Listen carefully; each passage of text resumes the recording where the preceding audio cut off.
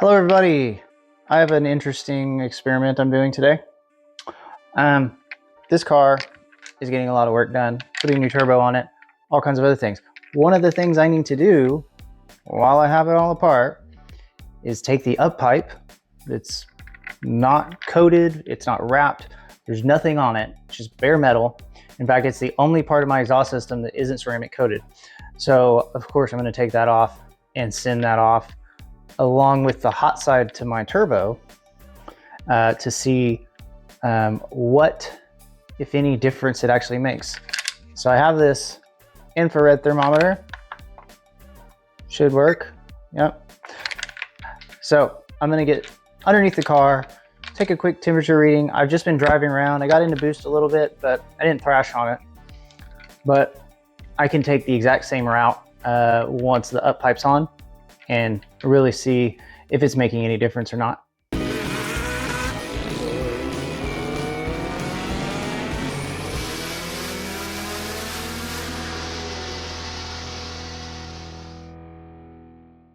Okay, I just was driving around and I wanted to get some temperature readings from the up pipe before it gets ceramic coated, because I actually want to see what difference it makes, and I also want to get a reading at the turbo housing because I'm going to have the new one ceramic coated also. So I'm going to use my handy dandy temperature gun, that's creepy, and get that done. So we're underneath the car. Obviously you can tell that's ceramic coated, and then this up pipe over here, this up pipe is not, just bare metal. So there's the up pipe.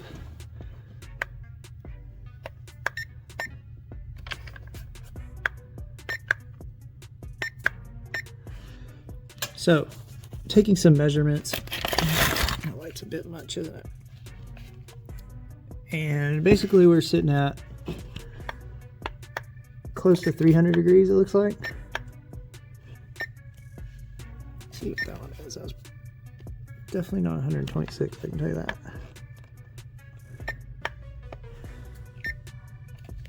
So yeah, about 300 degrees at the up pipe. So you can see the headers are ceramic coated. I'll just kind of get a cursory, oh great, my temperature gun died. Perfect.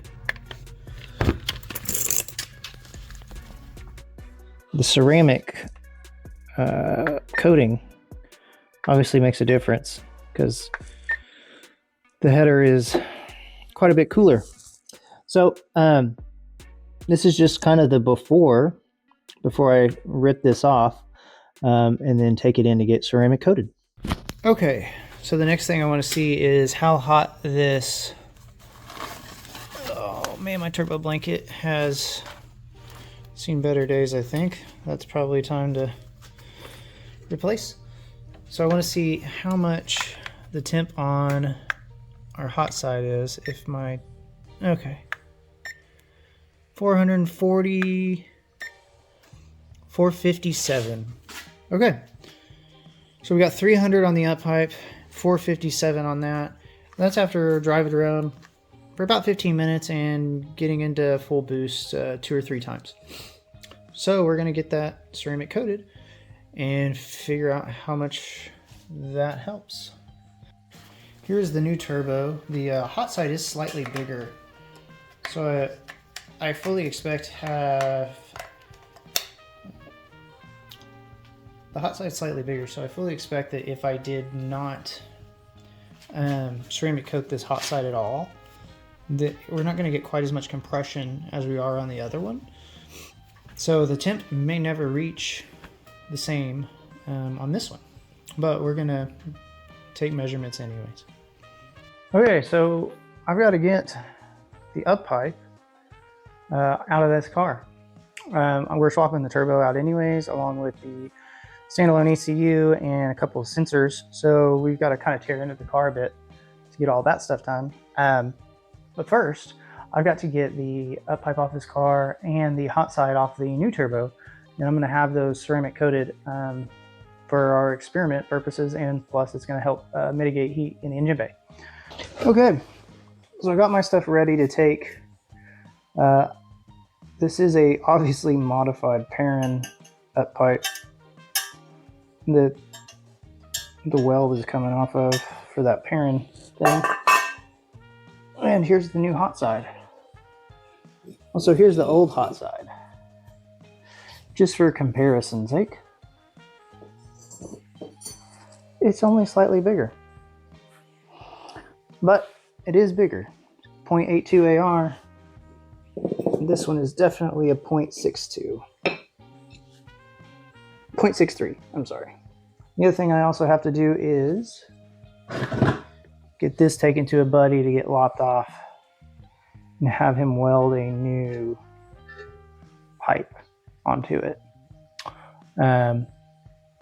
That's going to be an easy job for him, but I will probably do some, at least knocking down some of the casting marks on the inside of this, on the inside of the new one, before I take that to him.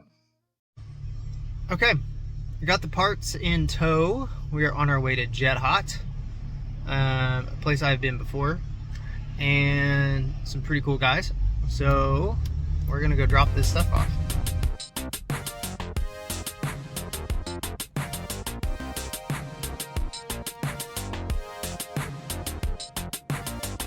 So real quick, I wanted to take a second and actually explain the reason for getting your stuff ceramic coated. It helps mitigate heat, and however much amount of heat you can keep from radiating into like your intake temp charge and even the engine block itself, that's going to help. It's going to help make your engine run more stable. It's going to help prevent knock, and just a myriad of other things that is helpful for that. There's also kind of a secondary reason for doing this, and the whole thought is that the more of the energy from the hot exhaust gas that you can keep inside the pipe and not spend as much of that heat radiating out, the better it is for your turbo spool time, and should actually help increase the responsiveness of your turbo. And this turbo is rather large. It's not huge, but for a 4-cylinder, it's pretty big. 66 millimeters. So, any help spooling that thing up we can get, we're gonna go ahead and try to grab it. Plus it keeps things a lot cleaner. You can get the same kind of idea with heat wrap. The problem with heat wrap is over time, it will corrode. It'll maintain the moisture right next to your pipes, and if there's steel, it'll start to rust and corrode those pipes. And also, if it gets coated in oil, that hot exhaust temperature gas can heat those pipes up. The heat has nowhere to go. It's trapped in that wrap, and once it's coated in oil, there is a chance it can flash and actually cause a fire. So I wanted to get away from messing with the heat wraps. Eventually, this is one of those things that, like, hey, I was gonna pull it apart and I might as well do it. I've already done the headers. I've been happy with that. So I'm gonna go for a drive, and we're gonna see when we get back if the temperatures are any different. Okay, so we are back. It's like 2 months later. Got the car back together, and I've got the ceramic coating done. So we're gonna test it out. See here if I can get the 234 degrees for the turbo housing. We're gonna have to get under the car and see if we can get the up pipe to see if there's any difference with that.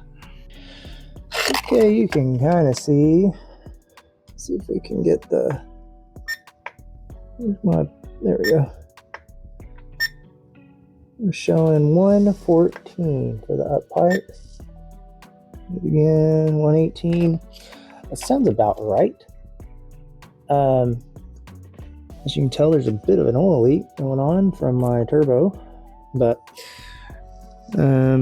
yeah, so we really heat soaked this. In fact, I was kind of like, I might disprove my theory that it works. Let's see, our exhaust is sitting at 104 degrees, so I could probably touch it. Should I touch it? It's actually pretty crazy. I drove this less than 5 minutes ago. And I can touch these headers. So pretty cool technology there. Well, guys, I was actually very surprised and pleased at those results. It about cut our temperatures in half. You know, our turbo was in the 450 degree and cut it down to like 230. That's almost half. And then the up pipe temperature being, you know, south of 120 degrees. That is amazing, especially because that heat rises straight into that intake. So mitigating that is going to be huge, I think, for the ability for this car to idle and not build up so much heat under the engine bay and not heat soak the intercooler and all the other components that kind of need to be, you know, at a certain temperature to actually operate. You know, you start getting to a 140 degree range with your charge temperature, problems start occurring and you have to kind of pull timing out and stuff. So I think this is huge, and I really appreciate y'all watching. Hopefully this was helpful and insightful. And if you have any questions or anything like that, leave a comment. Thanks.